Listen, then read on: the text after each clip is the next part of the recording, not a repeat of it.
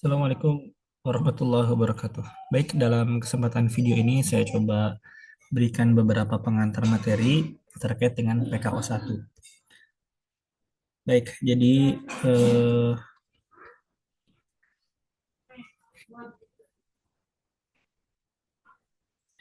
saat ini kita berada di mata kuliah namanya Perancangan Konstruksi Otomasi.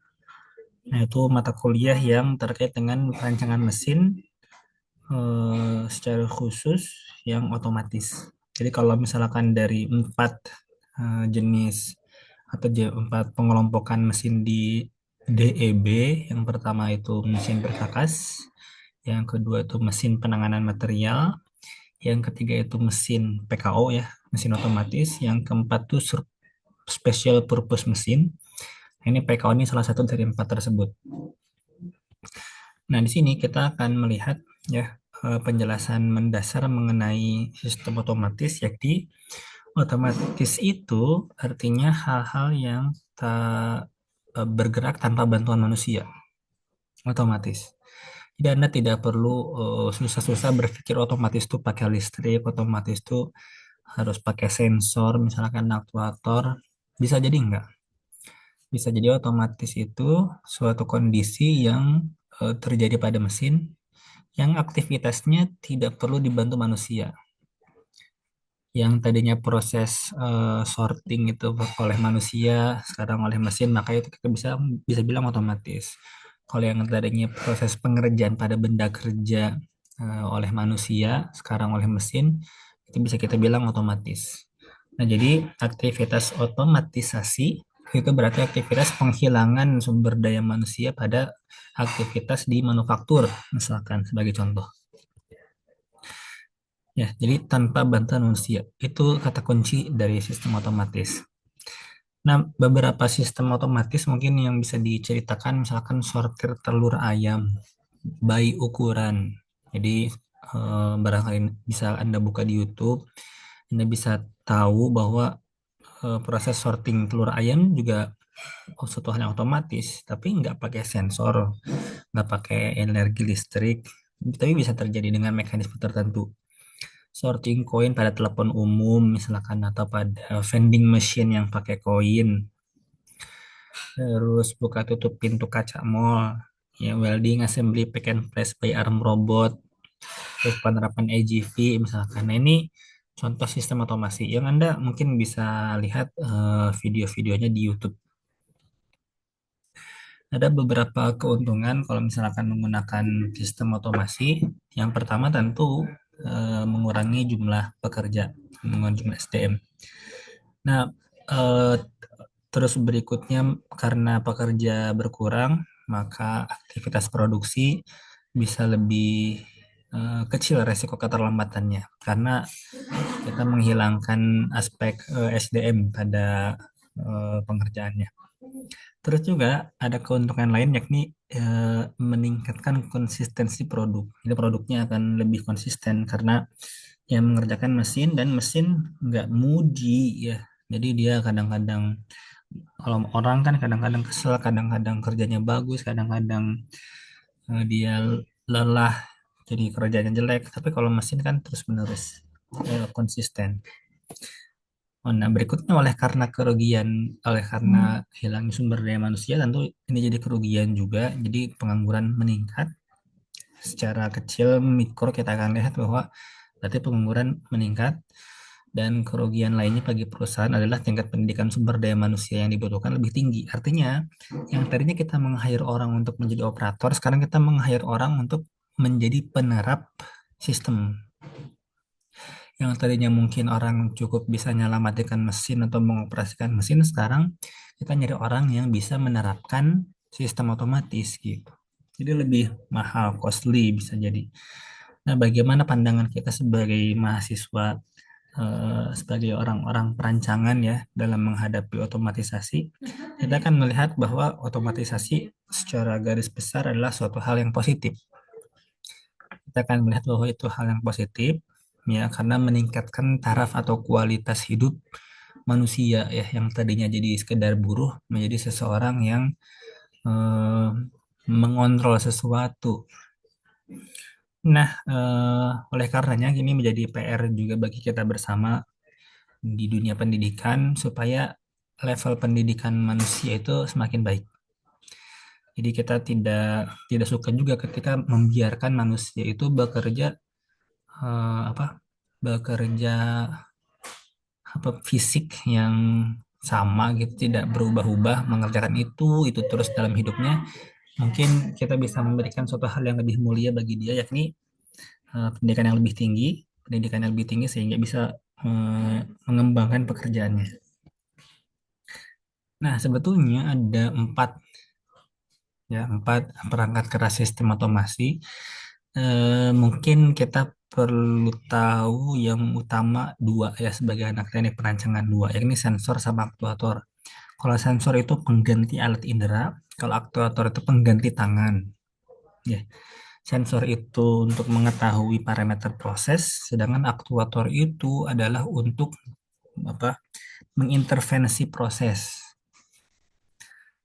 Nah, jadi mungkin definisinya bisa Anda lihat pada slide ya.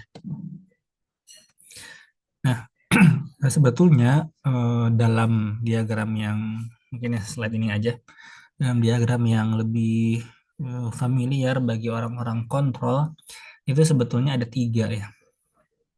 Ada tiga komponen utama dalam sistem otomasi. Mungkin kita lihat gambar yang bawah saja.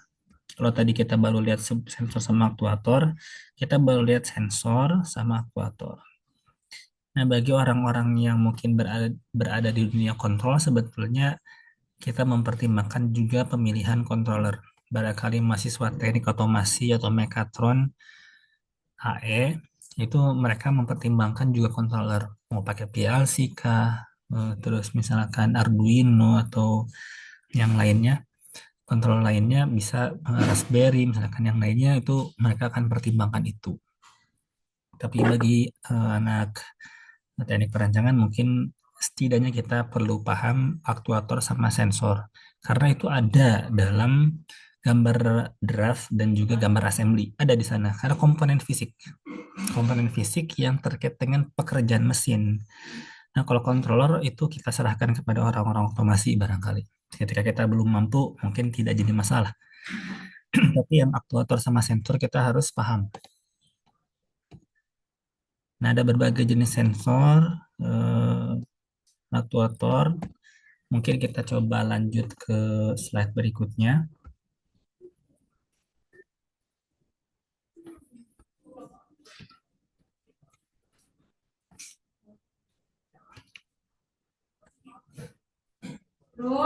Nah, kita masuk ke aktuator paling dasar yang akan dipakai pada PKO1 ini, yakni aktuator pneumatik. Nama lainnya adalah silinder pneumatik.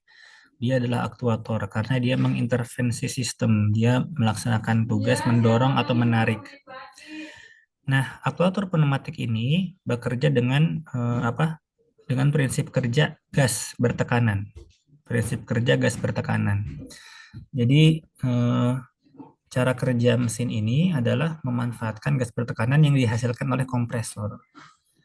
Nah, kalau Anda lihat tukang tambal ban, dia pasti punya kompresor ya, tabung oren besar yang bertugas menyimpan tekanan gas bertekanan, kompresor. Nah, ini benda fisiknya Anda bisa lihat di bagian atas. Ini benda fisik aslinya silinder pneumatik.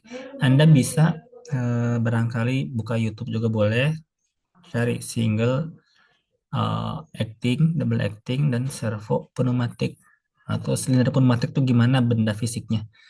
Nah, itu Anda bisa lihat. Nah, di sini kita coba lihat bagaimana sih cara kerja silinder pneumatik. Jadi, sebagai contoh, dalam proses silinder pneumatik ini menarik, maka menarik eh, rod. Dia mengalirkan gas bertekanan ke sisi yang dekat dengan ujung rod sehingga mendorong piston ke belakang. Maka gas yang dari belakang sini keluar ke tangki. Nah, untuk aktivitas mendorong, gas bertekanan masuk dari belakang sehingga mendorong piston ke depan. Nah, Anda barangkali perlu tahu istilah-istilah yang terkait ya. Ini namanya rod.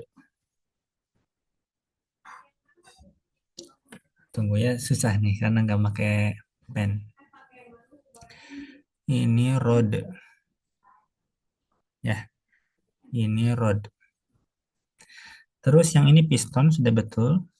Ya, silinder ini. Jadi ini kan karena penampang apa? Penampang melintang ya. Saya lupa namanya penampang jenis penampang apa. Nah, ini piston, ya silinder bentuknya. Lalu di sini ada nanti ukuran namanya diameter bor. Diameter bore.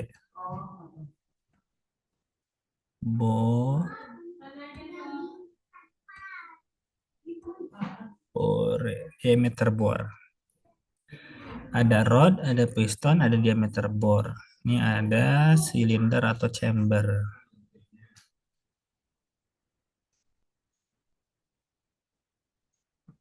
Bentar ya, ini tulisan jelek nggak bawa pen soalnya. Nah, kira-kira itu komponen-komponen utama dalam silinder pneumatik.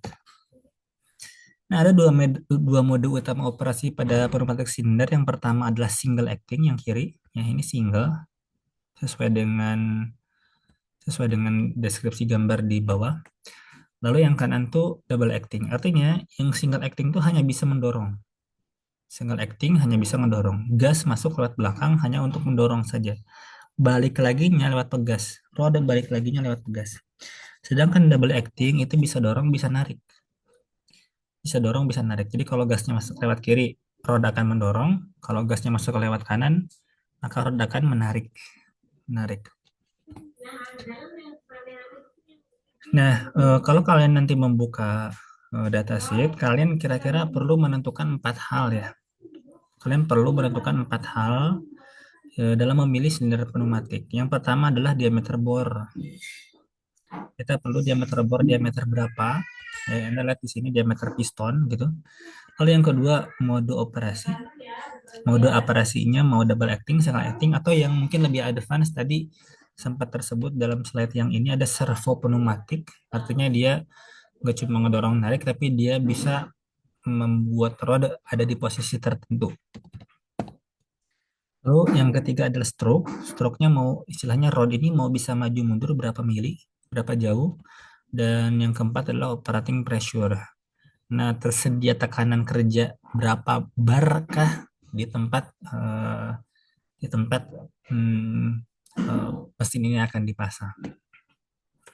Ketika kita mau memilih diameter bor karena dia salah satu pertanyaan paling dasar dalam pemilihan silinder pneumatik, kita perlu data pertama adalah eh, gaya hasil gaya dorong yang dihasilkan.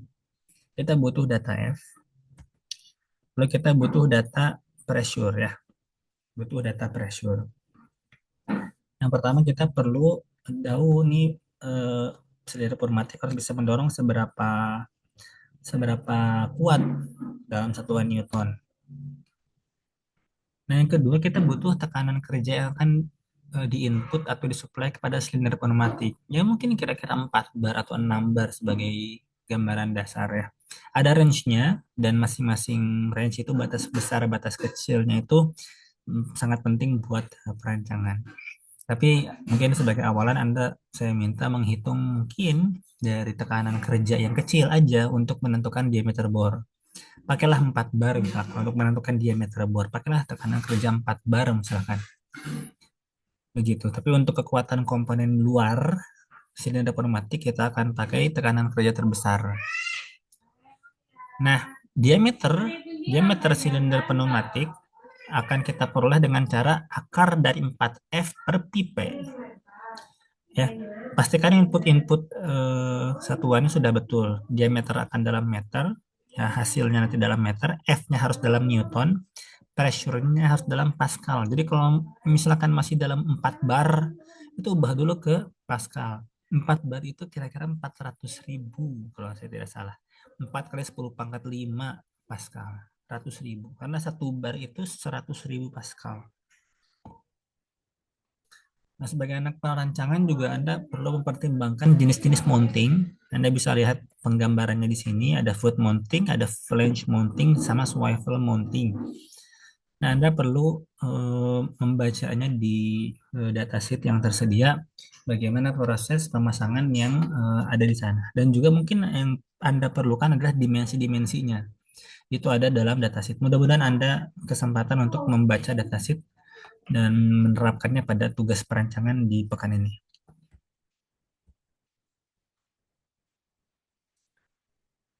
Terus terakhir ada limit switch.